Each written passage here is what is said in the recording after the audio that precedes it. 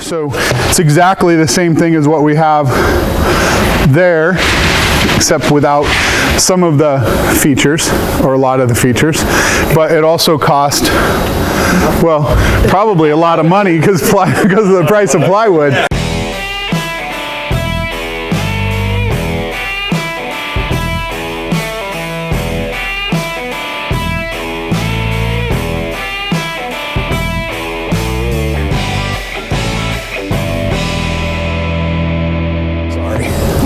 So you can make this as big as you want to. All I did was I measured 4 inches over, and I'm going to use this factory edge of my plywood. I've looked down it, it's straight. I ran a chalk line down this side, it's nice and straight. Factory edges of plywood are typically really pretty straight.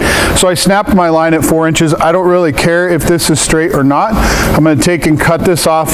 I'll flip it over, screw it down to this, and then I'll use it to then use my saw to cut that off.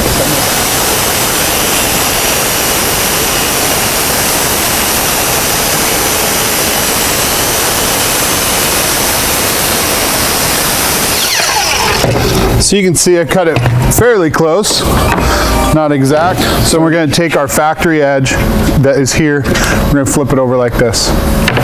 Now we're just going to simply screw this down to itself.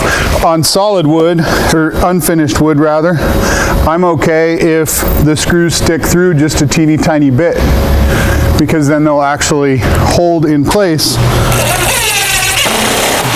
Now all we're going to do, run our track on here, up nice and tight.